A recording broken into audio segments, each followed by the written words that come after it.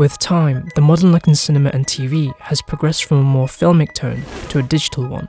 This is partly due to the advancements in camera technology, where using a digital sensor became much more of a convenient tool. If we were to look at the standard of cinema back in 2018, we'd find that the Netflix look was dominating the world of movies and TV. However, coming into the year 2023, the look of 16 or even 35mm film is making a comeback, primarily because of the beautiful and unique look that they display. Though people are not necessarily shooting on film, but actually emulating film from digital footage, a good compromise between the convenience of digital and the look of film.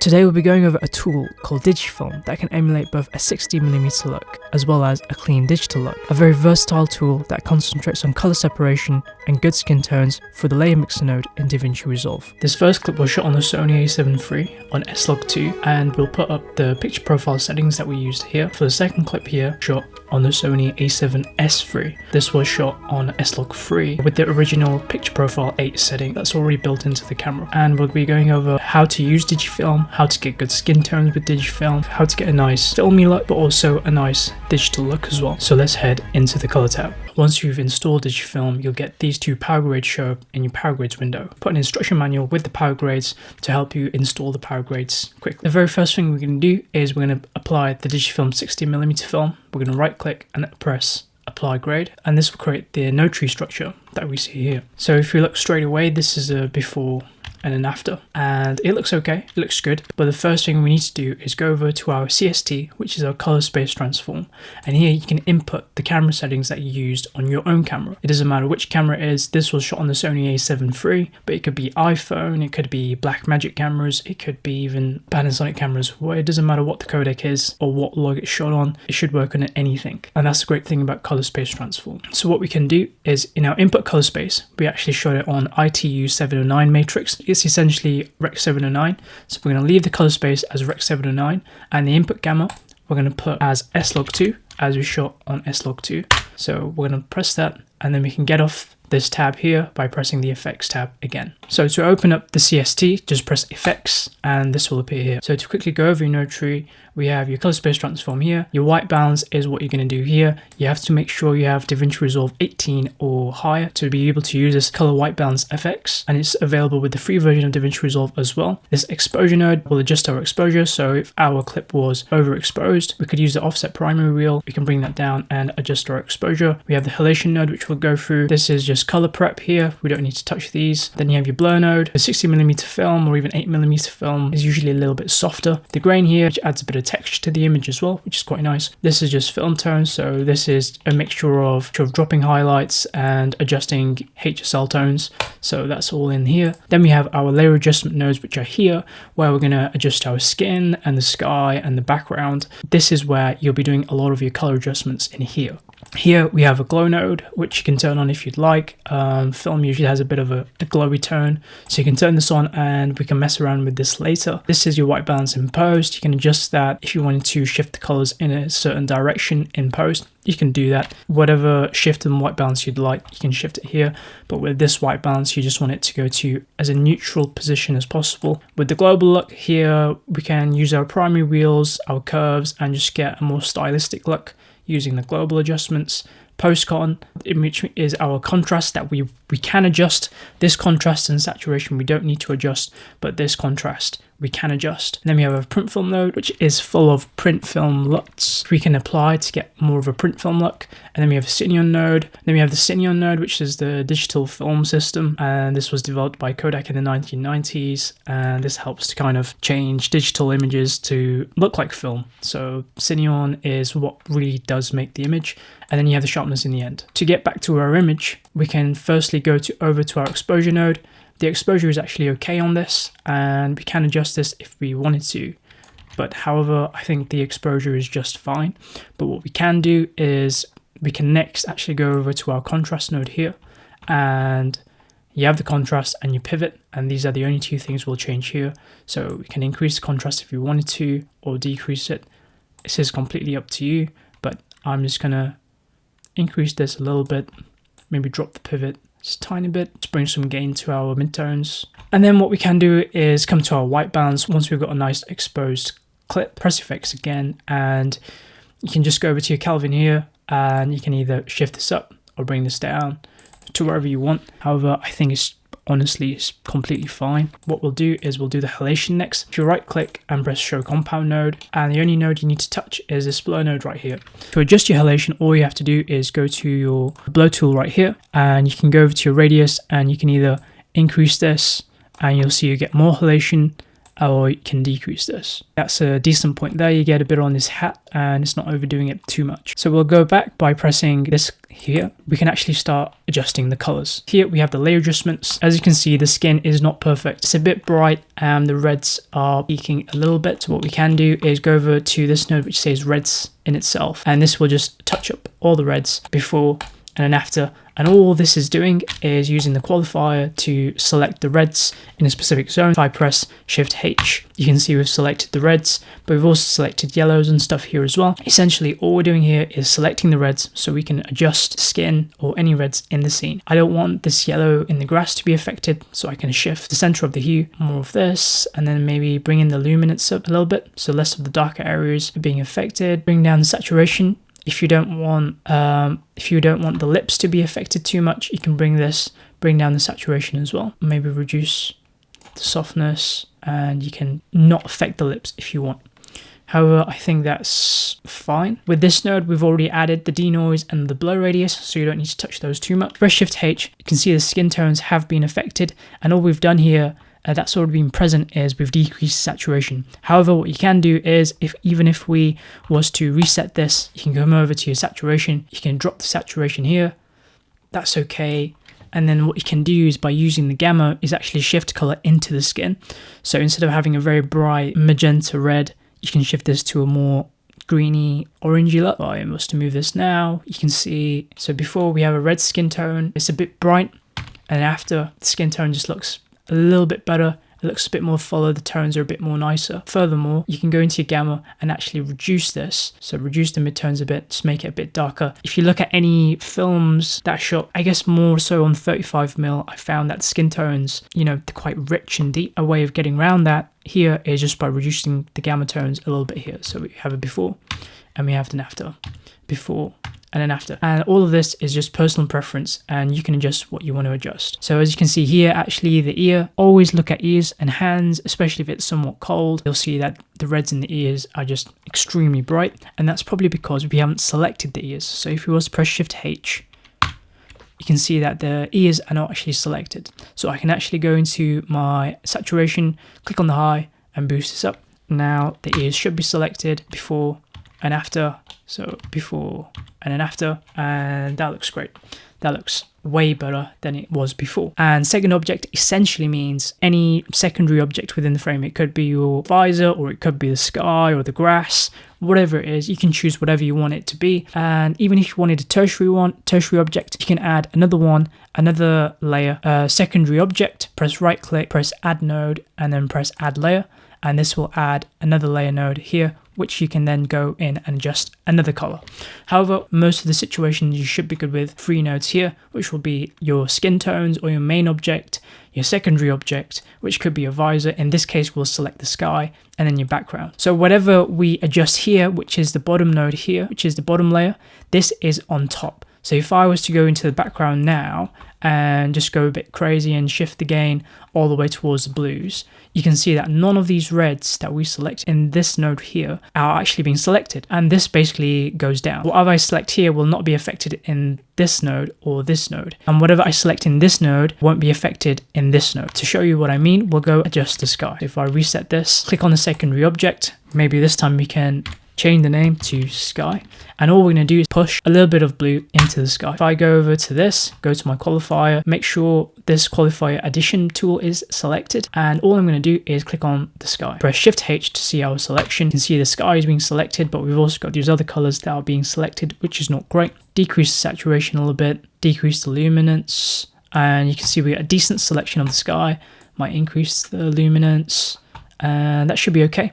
Remember, to get a better selection, go over to your blur radius, bump that up to maybe around 15 to 30, whatever's good with you. And you can see here, if I come over to this cloud here, you can go over to denoise and you can see that just smoothens out any selections that you have here. And here, you know, you don't have to go too crazy, but just a point that you're happy with. It doesn't have to be perfect. This is on the Sony a7 III and it's 8-bit footage, so you won't get the best selections, but remember, all you have to do is just get it good enough, and that's the most important thing.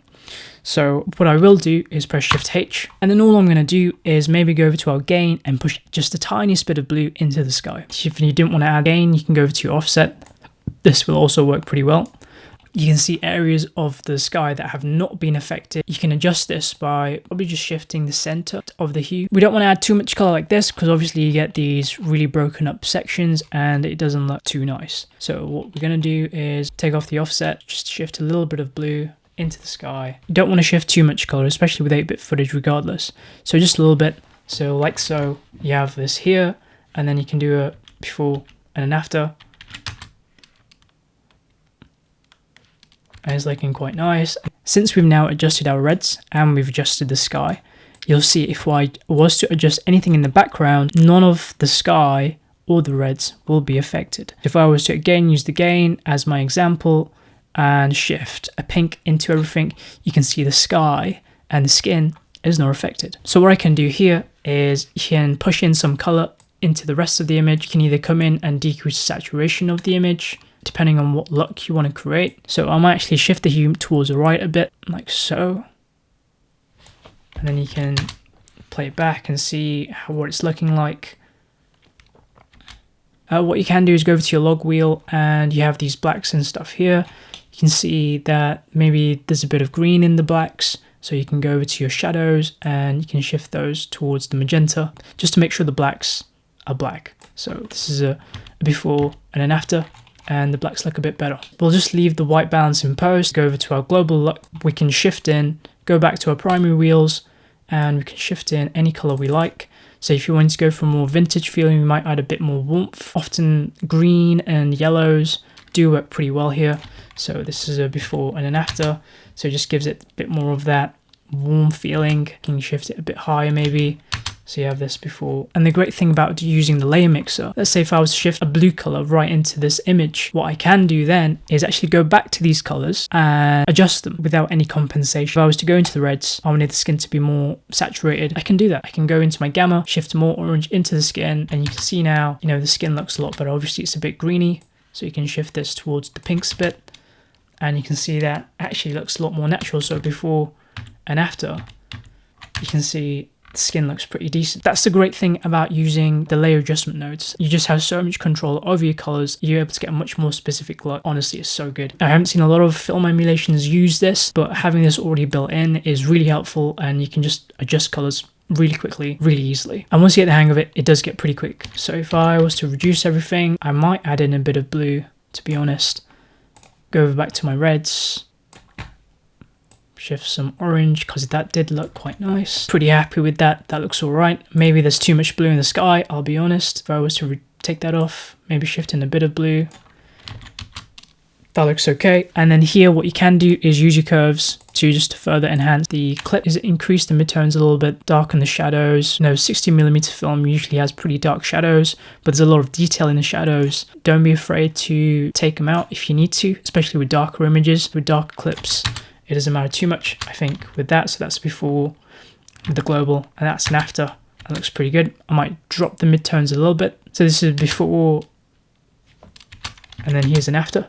Of course, again, choose whatever color scheme you want to go with. This is just the look I'm going with, more of a cooler tone. But I will quickly go over this glow node, which is right here. It does come with the free version of DaVinci Resolve. Just turn on this glow node, and you can see it does brighten up the image quite a bit. But what I'm going to do is go over to the effects. I'm going to show you two different methods of using glow. The first thing is we're just going to get a nice soft look over the full image. So all I'm going to do is drop this until it does start affecting the sky, and then increase the spread throughout the full image. And then it is a little bit bright, so I'm going to decrease this and drop the gamma just a little bit, and you have a much more softer image. So this is a before and an after. It does brighten the image up, so you might have to go into your global node and drop the highlights, either using curves or your gain or your gamma, or even your offset. So you can do that this way, and then maybe even if you wanted to, you can go over to your color, add some color into your glow, so you have a before and an after, does give it a bit more of a warmer look. You can also increase the shine threshold to affect more of the image. Leave your gamma high, that's going to affect it quite badly. So if you was to drop the gamma, like so you do before and after, you get this kind of look. So that kind of softens up the image, you get a bit more, I guess, bloom. With something like Dehancer, you get a much nicer bloom effect. I found it's quite hard to replicate. So the other way that you can use glow, which is really neat, is if I was to just drop this back to white, you can go over to your composite type, and then you can go over to soft light. And of course the image does go a little bit dark, but what we can do is drop the spread, increase the shine threshold, go over to our gamma and increase this. What we've essentially done with this glow effects is that we've added this really nice saturation that's hit the midtones really nice, and you can go one step further and you can go into changing the color of the filter. So if you can go over to here, and of course it's a bit strong, so you can go over to your saturation and you can slowly increase it, you can decrease it, you can increase your gamma. So you have a before and an after, but honestly it does look pretty good with just the white, and then you increase the saturation. So like as I'm increasing the saturation, it just increases the saturation of the actual image, and just find a point that you really like. And this is a before without the glow, which looks quite nice. It's a bit muted, which is the only thing. However, with the glow effects, which I was turn on now, you get a lot more color, vibrancy. It's the right amount of vibrancy, and this is something that I really like about the glow effects tool. Final node you can touch is a sharpness node, and you can go over to your blur radius. If you increase this will soften the image, and if you decrease this will sharpen the image. So I found 0.47, 0.48 is a nice amount. You can go in and further sharpen this, add a bit more texture to the image, as you can see here. So this is before, and this is an after. It just gives that grain a bit more of a punch, and it does look quite nice, I'll be honest, but it might be a bit too much for this. So I'm just going to leave it at a point and an after. It's quite subtle, but it does add quite a bit. This was shot on S-Log3. You can go to your Digifilm 60mm film, and this time I'm going to try and do it just a little bit more faster. So if you go to CST, Effects, Input Gamma, S-Log3, Input Color Space, S-Gamma 3, Cine. The exposure does need adjusting this time, so I'm going to go to my offset, increase the offset.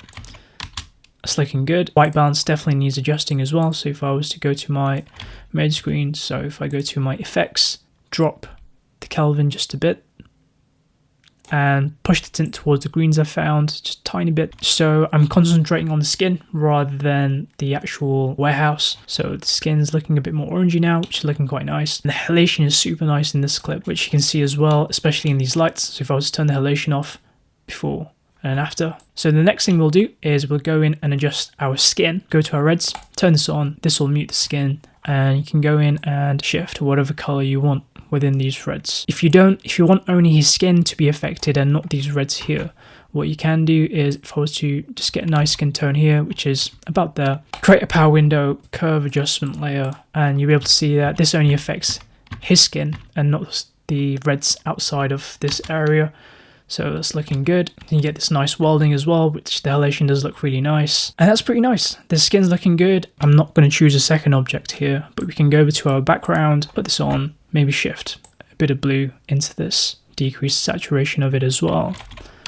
It's looking quite nice. You get some nice color separation within the skin. Of course, the skin is a little bit too popping. It's a bit too saturated. So what I can do is go over to my gamma, decrease this a bit. That's looking okay. I'm going to go over to my global now and create 3 points. Don't be afraid to clip the blacks. It doesn't matter too much. So just find a nice point. Maybe decrease the reds even more, like so. Global adjustments, I'm just going to go over to my gamma, shift some blues, go over to my reds, increase the saturation of my reds, maybe not too much, maybe like so, and then maybe go to your post contrast, add some contrast into the image, shift the pivot up. You get a bit more of a dirtier image if you was trying to go for this kind of look. I think that looks pretty good, to be honest. Of course, it might be too blue for your liking, so you can go back into your gamma, get rid of this, maybe shift in, let's say we want to shift in a more orange tone, a more greeny yellow tone, which you can do here, decrease the contrast a bit, get a nice hue for the reds. And you can do that. So it's really easy to shift colors around. I'm just going a bit haywire with this. You guys are clever. You understand how to use it. So what I wanted to show you next is how to get the digital clean look. What you can do is just remove everything, go to a gallery, Digifilm, digital film, go to our CST quick. Once you've done your CST, feel free to save all of this as its own power grade. So we can now go into our exposure, increase the lift, and it just looks straight away. I don't have to do any color adjustments. You get some really nice creamy tones, and it does look pretty nice. You can go into your global node, maybe shift in a bit more blue, but overall that looks really, really nice. And that's why I kind of like Digifilm. Is it's really quick shift between the two emulations of a digital film emulation and a 60mm/35mm film emulation. And using the power of layer mixes, you're just able to get really nice color separation. And if you're using a camera like the Sony A7S III that shoots in 10-bit with S-Log3, you'll get really nice colors straight away. Same with other Blackmagic cameras. Even then, you can still get really nice color separation. So here I can turn on this second object, select these yellows, press Shift H, increase the width a bit, decrease it for Shift H, and just increase those yellows, and we just get this really nice pop in the yellows throughout this whole image.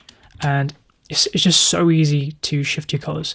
Yes, you can go into then your global adjustments, use your hue saturation color warper, shift this to 12, and you can go in and shift colors like this. However, with this, you don't have as much control, and your colors will be intertwining. Like these reds here might interfere with the skin, but also those reds here, these reds here, the reds within this wall here. You don't always want that. You might want just a specific hue or vibrancy of red, and you can do that with layer mixer, which is right here. So finally, you can go into sharpness and sharpen it, but this is already done.